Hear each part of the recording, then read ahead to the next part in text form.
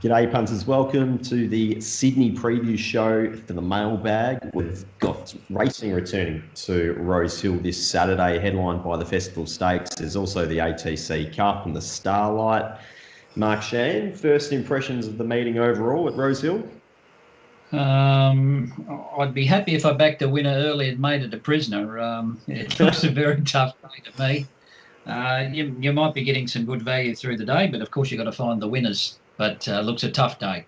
Yeah, it certainly does. Mark Rhoden, we've got the rail back in the true. Weather looks pretty decent overall. Are you expecting any pattern to emerge here on Saturday? I'm not going in with a set idea. It can be a bit hard to lead back in the true on the drive, strangely. But it's reasonably fair. Just the standard Rosehill up near the speed, if not leading, and perhaps running line. But not going to hang my hat in anything just yet till the day anyway. It's going to be quite hot too. It's going to be 36, I think, on Saturday. So be worth listening to Rob, see if any horses are being affected by that. No doubt, no doubt. And just before we kick off, we've had obviously racing over the last couple of days, Warwick Farm and then Wyong. Mark Shean, how'd you fare over the last few days? Yes, I was on Tamerlane, so I got another protest, which I had to have a sit down after the race. I was a little bit shocked by that. Don't normally get two in a week, do you? No. I'll take them. There's plenty of bad luck in racing. You've got to take the good luck. Mark Rhoden, your thoughts on the protest, and then also just quickly summarising how the results have been filtering in. The winner of the first certainly was wandering around and caused some interference. But when I hear that word intimidation in the steward's room, I'm taken back to Craig Williams and poor old Ricky Cartwright at Moonee Valley that night about 15 years ago, which a lot of people still remember and wake up in a cold sweat about. But I don't know. As soon as that siren goes, I try and just go into a zen-like state and not worry about it. And on the week so far, I actually found a few winners at Warwick Farm yesterday, some at good odds, but I haven't had enough on them, unfortunately, and I only had the one bet at Wyong today. The pattern worried me with irrigation, and that's the way it seemed to turn out. I couldn't quite get a handle on it. I had the one bet did no good, but in front for the week, and still 4 meetings over the next 3 days for me to cover. Exactly right. There's plenty of racing. And too much racing is not enough racing. That's where we are at the moment in the late part of November. Rosehill race 6, we're going to preview the Quaddie legs, races 6, 7, 8 and 9. We'll start off with the ATC Cup over 2,000 metres. The listed race at the moment, Bonvicini is favourite over Lorraine Mien. Graceful Glamour's up there in the market as well, but it's pretty wide open, which is seemingly what most of the Quaddie legs are all about this Saturday. Mark Shean, I'll go to you first. Who do you like in the ATC Cup? Yeah, I thought Lormian toughed it out okay at Newcastle, and I think the step to 2,000 metres is actually in his favour. He was very narrowly beaten by a Welsh legend over this trip last time in, and he should have won that race. So he hasn't drawn quite as well, though. He was in a good position at Newcastle, so Jason Collard's got to have to weave some magic here to find a spot. But there does look to be a bit of speed in the race with Graceful Glamour. They should roll along and hopefully string out a little bit. Wolf's in the race as well. Bonvicini didn't have any luck the other day. Everyone saw that. That was her first go at 2,000, so she hit the line well. But some of these Melbourne stars come to Sydney and they lose a leg, unfortunately. I think Sabacool's racing really well. Hasn't got a good record at Rosehill, none from 8, I think. But I think her run at Hawkesbury was very good. But tough race, but Lormian in for me, number 9. Okay. Mark Rhoden, in the early stages of the market, have you got any overlays at this point? No, nothing significant. This is very, very hard. I ended up with Bonvicini on top, but so did everyone else, and the price is too short for me at the moment. I probably want $6 or something and take the risk on yet another Melbourne visitor, see if we can get the money this time. And I also had Graceful Glamour, I think will improve back in Sydney on a dry track, loves the dry. I think Fantastic's the one out of the Hawkesbury race from the Waller Army that's been set for this race. G. Schofield to J. McDonald and back up to 2,000. That looks nice, but I've only got it about the price the market is. So nothing special value-wise there. Then Lormian, Black on Gold, Sabacool, Wolf, even Rocket Clock down the bottom. So I can't make much sense of this race, to be honest. I've got 8 of them within about a length and a half, and no value at this stage. And I'd imagine that's probably the way the race will end up. So with that in mind, race 7, the Festival Stakes, Group 3 over 1,500 metres. Speed map will come up first, which looks interesting. There's certainly a lot of backmarkers in this race that have drawn out a little bit wide. I'm not sure early could be a bunch beginning to the race, but the market itself is certainly a very messy affair, and it's $5 a field at the moment. Mark, Shean, I'll start with you. Anything for yourself in the Festival Stakes? Look, I thought Through the Cracks was a good win the other day. Drops down to 53 kilos. Hasn't got a good draw, though. So you'll probably have to look at the pattern of the day, whether they can make ground. But I think that the fact that he's been to 1,400 metres twice and he's won at that trip, I can't see any problem with him going to 15. And I like the fact that he's down on the limit. Phaistos, a little bit disappointing last start, but that may have been the wet track at Sale. So I think from a better draw, he might be able to position up and gets a nice run through the race. So I got 15 from 6, but certainly the chances don't end there. I think Sambro's an interesting runner, but might have been set for the Magic Millions Carnival in the Gold Coast. So this just might be a kick-off point for him. Outrageous, not a bad win the other day, but got all the breaks in Melbourne. So Through the Cracks, but we'll need the pattern of the day to be allowing horses to run on. Yep. Mark Rhoden, who did you end up siding with on top in terms of the market? Phaistos, I'm completely forgiving its Sale Cup failure. It failed at the end of last preparation on soft ground as well. I know it had won as a younger horse on wet ground, but he really does look like a dry tracker to me these days. Nice tick over trial and good draw, and I think around $5 is okay. I think I'll be on him. Through the Cracks I was with at Newcastle last time, but different jockey. I know he's a get-back horse, but he could be a hell of a long way back from gate 14 here. The weight drop is attractive, but the other factors just turn me off. I've got him about $7, so I'm not a million miles away from the market, but he's a bit unders for me at the moment. Beyond them, might be having a dream, but I've found Galway. I mentioned it after its run in the Hunter. It had a very tough run, and I thought they might be going back up straight into the Gong, but they saved it the extra week for this. Gets Nash and Barrier 4, can race handy again and get a trail this time, I would think, and at double figure odds, I reckon I'll save on him. I actually thought his run was better than the stablemate Rainier's. It had a tougher run than Rainier and still managed to finish in front of it, so I'd have to be with Galway over Rainier there. And yeah, the other one to mention is Outrageous. That was the best run of his career with W. Pike on, fresh at Flemington during Cup Week. I don't like backing him second up off peaks at the best of times, but with the Sydney to Melbourne travel, he was clearly set for that race in Cup Week, I think, and I wouldn't be taking too short a price about him on Saturday. But probably Phaistos and save on Galway will be the approach here. All right, very good. So we go to race 8 and the Starlight Stakes over 1,100 metres, another listed race. The speed map's coming up first, and then the market will follow.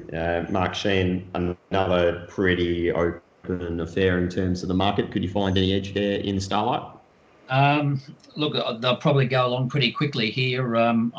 Looks to be, a lot of speed with horses like Single Bullet, Villamai, Easy Eddie, Space Boy. So I'm looking for something that will just posse off the speed. I thought that Vada just looked a little bit lost up the straight to me. She was just trying to find cover all the way and looked to be just in an awkward position, I thought, from barrier number 1.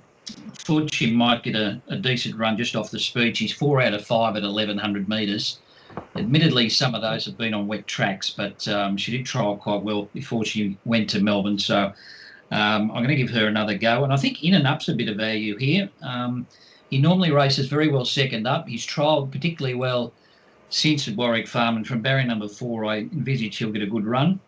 And Snit's price has gone right off already, but he should posse up in a nice position, and it's got some good form around Classique Legend in the June stakes there, so he's obviously got a very good chance as well. But 14 from 13 will be my main plays. Okay. Mark Rhoden, for yourself?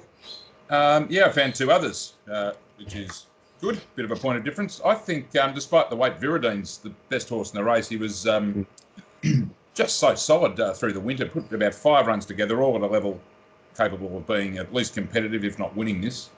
Trialling nicely. I think he gets a reasonable run probably in midfield off a decent tempo, and despite the 61, well, I think he's over the odds 61 or not. Double figure odds, I'll certainly be with him. One that I wish had drawn a bit better is Villamai, out of the same race as Varda. Possibly a similar sort of run, although Varda did seem to be closer to the inside and maybe was in a trickier spot than Villamai.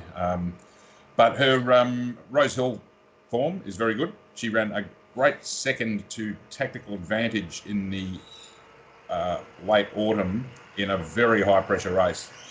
So I'm thinking they're going to have to stick her in the race from 11 here. There is going to be a fair bit of pressure, and that's going to be a minus. And I think her price might even get out from 750, and I hope it does, because she has shown previously that she can top it, and if not win, at least run really well. So I think, a touch better than the 750. I'd like to be on her. Certainly Viridine.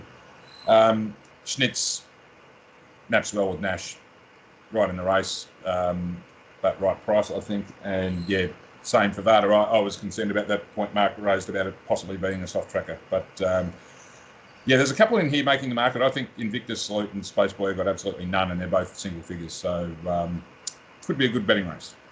All right, I like it a lot. Race 9 in the last is a benchmark 78 over 1,500 metres, another wide open market.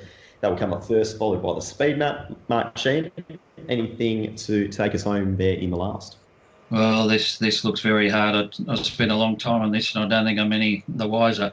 I'm going to give On the White Turf a go here because she defied the bias at Canterbury. There was massive bias on speed, and she was one of the only winner on the night to come from off the pace. I know she has been a little bit hard to catch, but blinkers have gone on her last 2 runs, and she may have just turned the corner. There was one run there as a 3-year-old in the Packer Plate where she looked like being anything. She didn't really reach those heights again.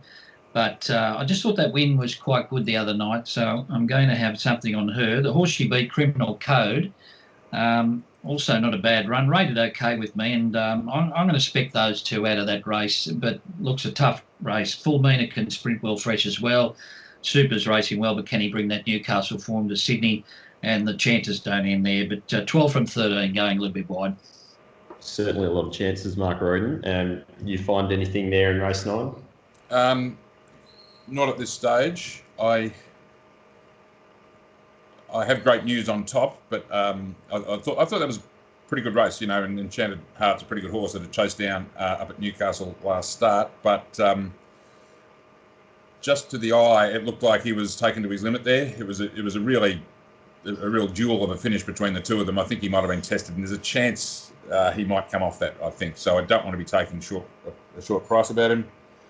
I thought Too Big Furry might even lead here, and even though if that's not a death sentence on Saturday, it could be a chance. I don't like the jockey engagement, but if she's just told to take it straight to the front, and that's doable, it might have a chance. What was the other one? Oh, probably had enough, but Betcha Flying, massive plus jock, sits closer, I think, a lot closer from barrier 5 today, and ran really well at Kemble last week, so it's on the quick backup. Has had a lot of racing now, though. Hard to be too confident about it. Thought Super was meeting a much stronger field here. I was prepared to go around him. I agree with Mark. I had that Canterbury race rating highly as well, but I didn't quite know what to make of it. I'm a bit wary of Canterbury form away from Canterbury, but I can't deny that it did rate well, and On the White Turf in particular defied the pattern. It won first up at Newcastle last prep, looked really, really good, and rated okay too. But I think I fell into it after that, so I've never been able to catch it. But certainly rated okay there. I couldn't see myself backing the favourite at this stage, and I don't know what I'd do value-wise. So it could be, very much wait and see. Unfortunately, sorry. It does seem like one of those kind of days, but we'll see if we can find something, a best play for the day, whether that's a best bet, best value bet, even a best lay. Mark Shean, I'll throw to you first. Giving Plaquette another chance. I think she was a little bit too close up the straight there at Flemington, just on the back of the leaders, and I think she's a much better horse if you just can ride her a little bit colder than that. Bowman goes back on. He's got a good record on her, won on the Kensington track a couple of starts ago. And I'm prepared to give her another go back the Sydney way of going rather than the straight. Lane Promotions in race 4. Don't think he's got much of a ticker. And I think it's a tough day, really tough day. Yeah. Mark Rhoden, any best plays for yourself at this early point? Yeah, I'm pretty happy to be on Face-Dos. Just hope he gets a crack at him from gate 2. That's probably the worry. And Viridine, definitely the value at double figure odds. Okay, excellent. And as you mentioned earlier, it's a busy couple of days of racing in New South Wales anyway. Have you had a decent look at Canterbury so far, Mark Rhoden? Yeah, I have. I couldn't give you a best. The one I think is probably my best so far is Super Contender, and I've marked it evens, and it's even, so it's not value player of the year or anything, but we'll find something for sure. And also, you haven't had many dry tracks at Canterbury over the last 12 months, especially in the 3 metre position, and it can play less dynamite fence than normal. Don't hold me to that, but I am going to watch a race or two before I decide, because it might play a little bit fairer than normal. Mark Shean, are you brave enough to be playing Canterbury on the Friday night? I haven't done them yet, mate. I'll do them in the morning. I'll get up early and crack through the day. I'll be there at the meeting, but I'm sorry, I can't give you anything yet. No, not a worry at all. Thank you both for your time. Enjoy the weekend. It's certainly a busy one, and we'll review it on Monday with Rob. So I'm looking forward to that. So until then, go well, guys. Thanks a lot. Boys.